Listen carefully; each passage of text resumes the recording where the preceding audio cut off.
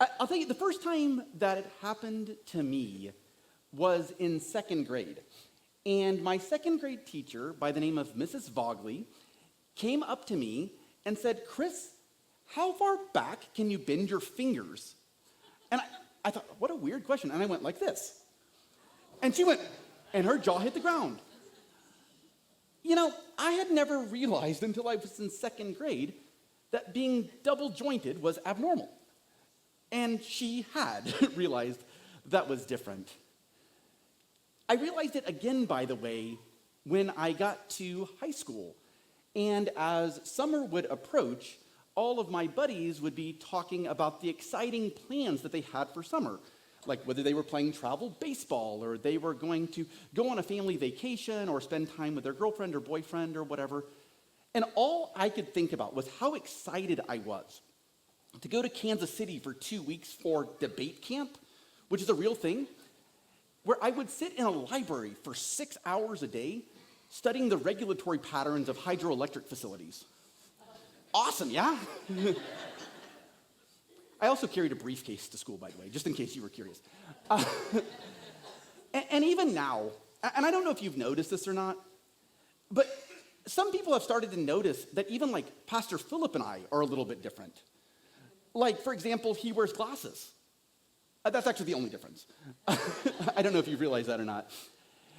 But my guess is that most of us, at some point in our life, have felt a little different from everyone else. Maybe it was in elementary school, and the PE teacher was passing out basketball jerseys, and it was either too big or too small for you. It might have been when they were starting to read, and it seemed like everyone else was getting it, and you noticed that all the letters started jumbling. Or it might have even been fairly recently and been a religious thing when you noticed that several of your friends were asking questions that seemed to have pretty pat answers. And then when you would ask a question, someone would say, that's not an okay question to ask. And so you thought, I'm really different here. So you found your way to the venues, which makes complete sense. Let me say as a front, I am so thankful for these differences. I am so thankful that here at the venues, we really do believe that things like diversity, equity, and inclusion are good. They're positive values. In fact, we see them as a feature of the venues here, not as a bug. And I think that that's a really important thing as we start thinking about what we're going to talk about today, which is one of the areas that for many of us can be a place that feels very different. And that's our families. And so because of the fact that many of us have spent a lot of time around our families, we're going to finish up the series today on Families Am I Right by talking about one of the areas that we may have felt uncomfortable in the past. And that is, what do we do when our families don't look like everyone else's? What do we do when the people that we are around a lot don't fit the traditional or stereotypical or normal mode of family? Rebecca Laff, who teaches at the College of the Canyons, recently wrote this as a criticism of how media portrays families. She said that we can each paint a picture in our heads based on years each of us have been exposed to portrayals of families. The traditional American family has been identified as the nuclear family, most often represented as a male and female heterosexual married couple who is middle class, white, and with several children. When society or individuals within a society designate one kind of family to be traditional, this may imply a value. Modern families exist in many forms and always have. Common to each of these family forms is commitment, caring, and close emotional ties. Now, I imagine some of you would have read that and said, that looks like my family. And some of you may say that looks nothing like my family at all. On a very personal note, I know that my family does not look like that. I know that having biological kids was not in the cards for my wife and me. And so in Southwest Missouri, where Morgan and I met, where I was raised, and where many of my friends right now not only have biological children, but are looking at biological grandchildren, there is a space where I sometimes say, my family doesn't fit in here. So what do we do with that? Is it possible that we could learn how to interact with each other, that we could learn to form a community? Is it possible that the variety of families and family structures can actually be a feature, not a bug, in our society, if only we could figure out how to just engage with each other better? And so that's my hope today, is that here in about the next 25 minutes, what I'd like to do is walk through how this process might look, okay? You see, it doesn't make a lot of sense for me to share with you how to raise a toddler. I've never done that. But I do think that when we can have these conversations and not start from the perspective of, I want your family to look like mine, but rather to say, I want to find ways to love each other and ourselves better, I think maybe, and I could be wrong about this, but I think maybe we can find ourselves in a better place. You see, sometimes for me, just seeing someone else who is going through a difference can help me know that I'm not alone. It's like the last song we just sang. Sometimes we just need to know that we're not alone as we're processing through that. And that, to me, by the way, is one of my favorite things about the Bible. As Pastor Philip was talking about last week, as we start to take the Bible more seriously and less literally, sometimes we fall even more in love with some of the stories, because we start to realize that there have been people who have gone through things where their families were different, and we can find ourselves in those stories. So today, what we're going to do is we're going to take a look at a story that shows up not only in the Christian scripture, it shows up in the Hebrew scripture, it also shows up in the Quran and in the Baha'i faith text, by the way. It's a story of a character that many of us might be familiar with because it just sits in the cultural zeitgeist. But it's going to be looking at one of the earliest stories of a guy by the name of Moses, and it shows up in Exodus chapter 2. But before we get into that, it's really important that we kind of set the stage for what this story is all about. You see, Exodus 1 is a story, which may or may not be factual, about how the king of Egypt, who had begun to take the Hebrew people as slaves, began to think that there were too many Hebrew people in Egypt, okay? He started kind of preaching this like great replacement theory. And what happened is that he started saying that they should go through and kill all of the young Hebrew boys. When they would be born, you would just throw them into the Nile River. Which, by the way, it is wild to me as a means of commentary that so often when people get worried or when people from the dominant culture start to believe that the cultures that have been oppressed are starting to replace the dominant culture, that they often act out in ways that not only hurt the oppressed people, but they end up hurting themselves as well. And in chapter 2, we start to see that there was this specific woman who decided that she was not going to comply with this deplorable command from the government. So she acted in a space of resistance. Moses' mother, when Moses was born, decided to hide him until he was too big to just hide. And then the story tells us that when he got too big, she put him in a basket and put him in some reeds in the Nile River, which is where we're going to pick up the story in Exodus chapter 2, verse 6, and it says this, that Pharaoh's daughter went down to the Nile to bathe, and her attendants were walking alongside the riverbank. She saw the basket amongst the reeds and sent her female slave to get it. She opened it and saw the baby, and he was crying, and she felt sorry for him. This is one of the Hebrew babies, she said. Then his sister asked Pharaoh's daughter, shall I go and get one of the Hebrew women to nurse the baby for you? Yes, go, Pharaoh's daughter answered. So the girl went and got the baby's mother. Pharaoh's daughter said to her, take this baby and nurse him for me, and I will pay you. And just as a quick stop there, note that Moses' mother followed what she thought was the path of love. And in this really interesting twist, by the way, that isn't normative but is amazing, the people who were oppressing her and her people ended up not only giving her what she wanted, which was the ability to raise her baby, but they also paid her for it, which is pretty amazing. And so it says this, that the woman took the baby and nursed him, and when the child grew older, she took him to Pharaoh's daughter, and he became her son, and she named him Moses, saying, I drew him out of the water. This is, by the way, not the norm story of how most families start, right? This is not the Hollywood version. This is not the TV version of what is the traditional American family at all. And I think actually the oddness of this story may help us find ourselves in it. There are lots of places in this story where you might find yourself, but let me give you 2 places where you might. The first of which is this.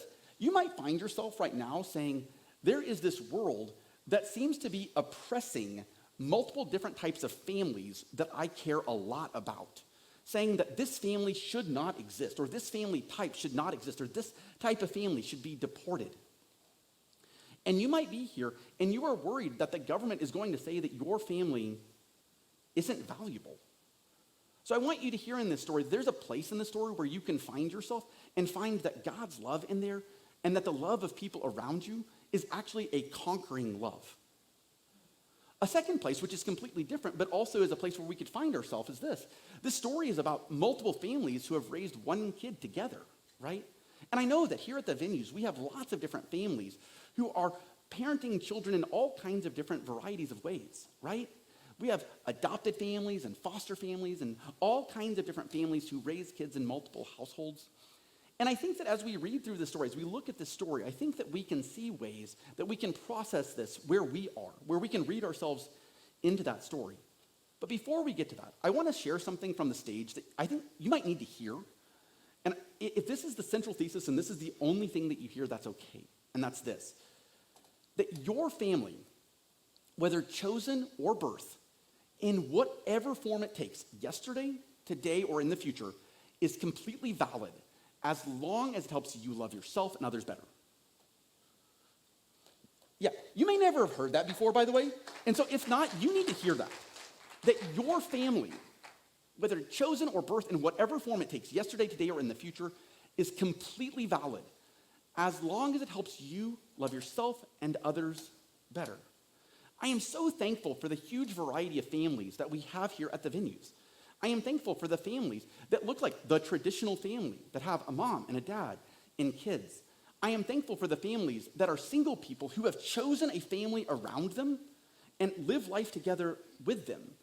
I am thankful for the empty nesters who often provide wisdom for those who are raising their children. I am thankful for the queer and poly families and all the different varieties, families without kids and families who share their kids between 2 or more families. We are so thankful because we believe that that diversity, that variety is a feature, not a bug. And so I'm so thankful that you're here journeying with us as we walk through that.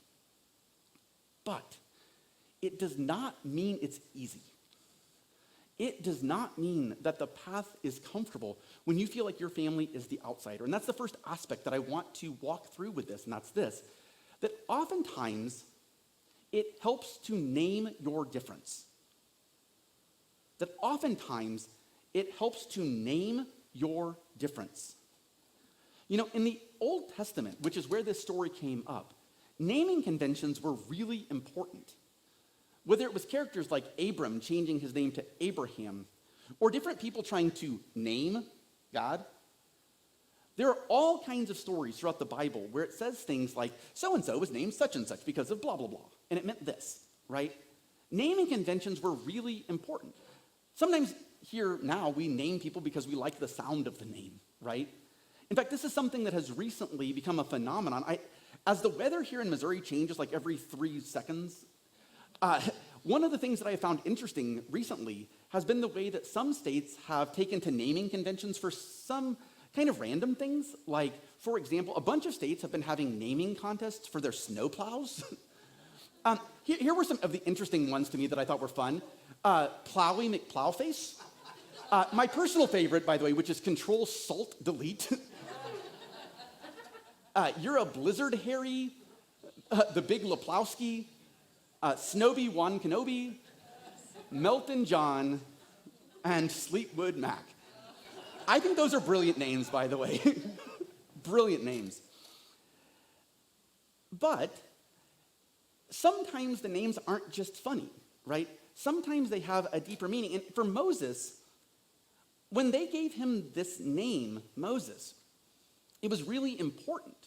In fact, the Jewish rabbis who were reading the Torah and who would write notes in the margin posited that Moses might have been named up to 10 different things based on his circumstance and based on who he was talking to at the time. But for most of us, if we are telling the story of, for example, the Ten Commandments, or the parting of the Red Sea, or the freeing of the Hebrew people from Egyptian slavery, we refer to this guy as Moses. And this was the name that Pharaoh's daughter had given him, meaning he was drawn out of the water. And I wonder if this wasn't some kind of a reminder to him that he was different. While there's some debate about whether the name Moses was Hebrew or Egyptian, every time that he would be summoned by Pharaoh's daughter, he would be called Moses. Every time he was in one of the Egyptian schools or military training facilities and he raised his hand because he knew the answer, and the teacher called on him, they would have called him Moses. And when it talks about the fact that God would call Moses things, God called Moses, Moses. It was this constant reminder that he was different. And while there's definitely some balance that we each need to figure out for ourselves, I don't want to be defined by the fact that I'm double-jointed. You don't want to be defined always by your differences. I do think it is important for us to note that sometimes there can be benefits in the ways that we name what is going on. It's one of the reasons, by the way, that when there's time at the end of services that we do a Q&A time, right? There's a number that'll show up on the screen that you can text a question, and if there's time during at the end of the service, we'll try to answer it. And then, by the way, if there's not at the end of service, Philip and I try really hard to make sure that you have an answer by the next day or two. And if it means that we all go out for coffee or go get an adult beverage so that we can answer that, we think it's really important. But sometimes those questions come in and they say, this is just not the way I was raised. And I think part of that benefit is that sometimes just naming that difference, this is not how I see the world, is actually really good. Sometimes just typing it in, even if it's anonymously, and saying, I don't get this, I don't agree with this. Because here's the thing, Philip and I are not infallible. We get things wrong all the time, all the time. And when you push back and you ask questions, what it does is it gives us an opportunity to name that difference. As a reminder, you don't owe that to us. You don't owe to anyone that you tell them about your differences. But sometimes I think that we don't have the fully thriving life that we want because we don't. Dr. Lisa Rankin recently said it this way. She said, telling your story, and this is the key part, I think, while being witnessed with loving attention by others who care, may be the most powerful medicine on earth. Every time you tell your story and someone else who cares bears witness to it, you turn off the body's stress responses, flipping off toxic stress hormones like cortisol and epinephrine, and flipping on relaxation responses that release healing hormones like oxytocin, dopamine, nitric oxide, and endorphins. You see, when you share with someone who cares about you, it releases these things in us that helps us thrive.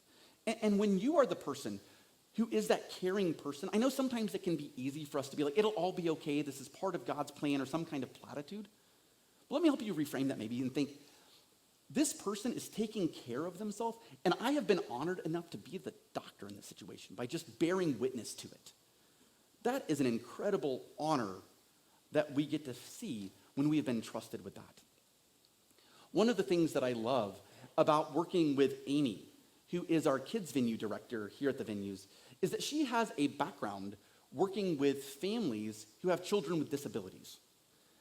And oftentimes she will share stories with me about parents who found out about resources for their kids because they started sharing with each other, hey, my kid's going through things. They, for example, found out about, if you live here in Greene County, there's Abilities First, which is a great resource. Or if you live in Christian County, there's CC Links. Or even programs like Recess, which is our once-a-month program that we have here at the venues, where we have absolute all-stars who come in here and volunteer to make sure that parents who have kids with disabilities and their siblings can have a night of respite care.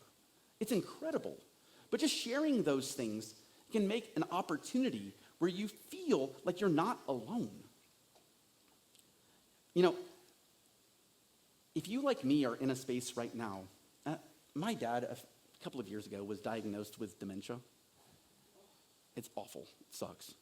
And if you were someone in that same space who was going through that long goodbye, sometimes just saying that to someone else and saying, this sucks, and knowing that there's someone else who can walk through that with you, so powerful. So powerful. As I mentioned in our Faith After Doubt group a couple of weeks ago, which our Faith After Doubt group is finishing up this week and is amazing, one of the things about sharing things with people is this: when it's good news, that joy gets multiplied as different people get to share it. But when it's bad news, when it's grief, it gets divided because we each get to bear it. And it's an amazing space when we get to do that together. Sometimes just acknowledging, I have a difference, I have a need, is super helpful. Sometimes it's something that we just need to note to ourselves. Sometimes it's something that we need to note to someone else. And this doesn't always mean it's going to be easy, which is the second thing I want to share about this. That sometimes differences can sometimes cause tensions. That differences can sometimes cause tensions. In the story of Moses, Moses grows up realizing that there are significant differences between him and several of the other people around him. He has a ton of privilege. He lives in a palace that is funded by the Pharaoh. But he also looks like the people that are being enslaved. He has the benefits of the privilege, but the heart language of those who have been victim to it. And so here's how the story continues. It says this, that many years later, when Moses had grown up, he went out to visit his own people, the Hebrews, and he saw how hard they were forced to work. And during his visit, he saw an Egyptian beating one of the fellow Hebrews. And after looking in all directions to make sure no one was watching, Moses killed the Egyptian and hid the body in the sand. This is not the story of Moses you probably learned in Sunday school, by the way, right? No. And maybe I undersold it saying that differences can cause tension. But Moses becomes so angry with the way that people who look like him are being oppressed by people who he's been raised up around, that he kills the Egyptian who's doing the oppressing. And it wasn't even that's where it stopped. It went on to cause more tensions. It says that the next day, Moses saw a couple of his Hebrew friends arguing, and he walked over to them and was like, stop, break it up. And they looked at him and said, what if we don't? Are you going to kill us too? It can often be an escalation. And I want to make sure that we give voice to that here, that Moses saw injustice happening. An injustice, by the way, that wasn't just theoretical, but that was deeply personal. Sometimes when that happens, others won't understand it. So I want to share a couple of things here with you.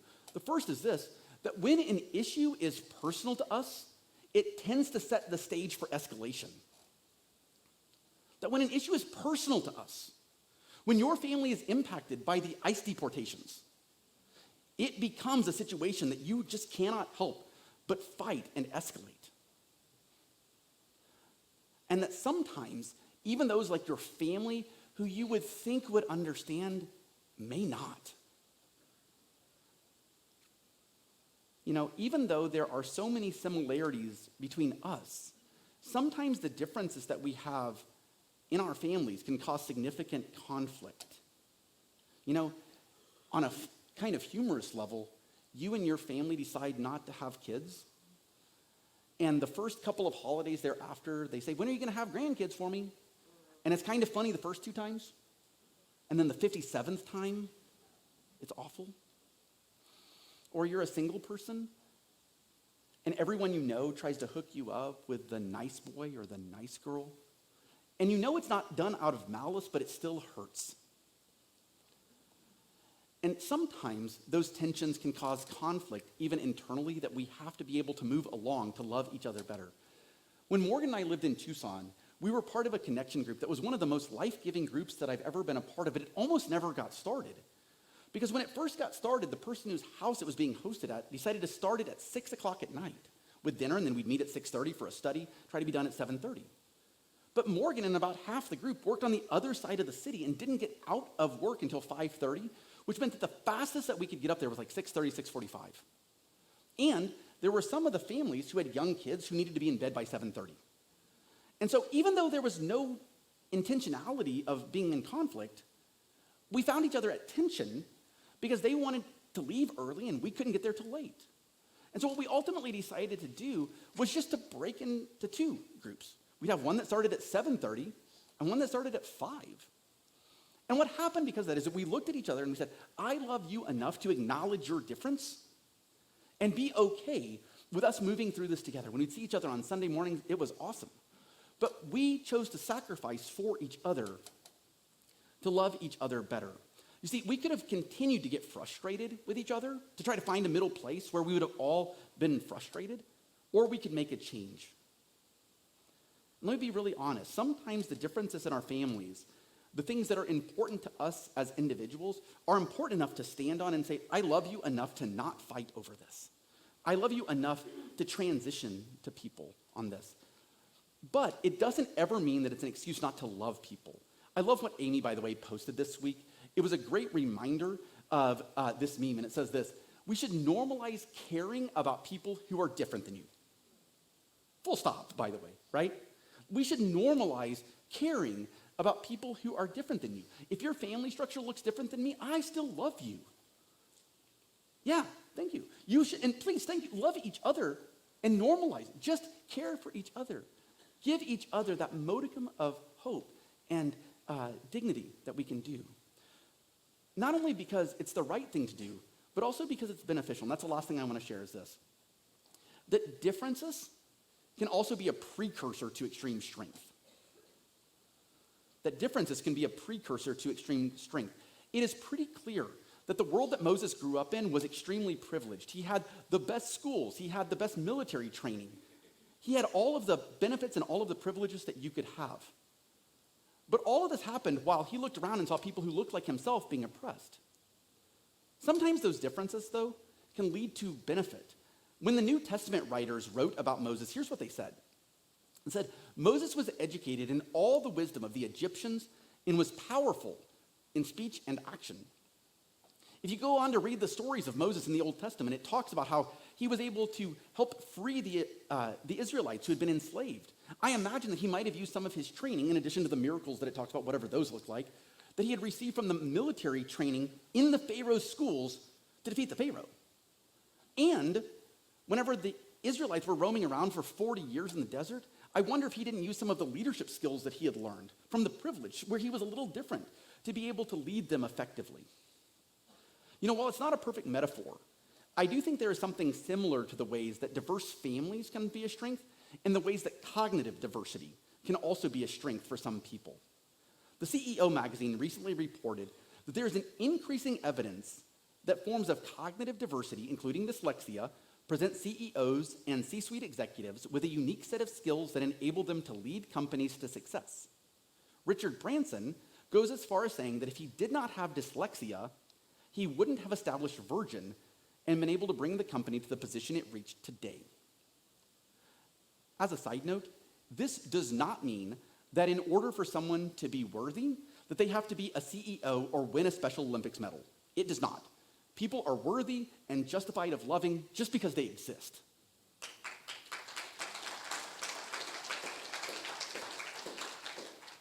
And there is a strength to having diversity.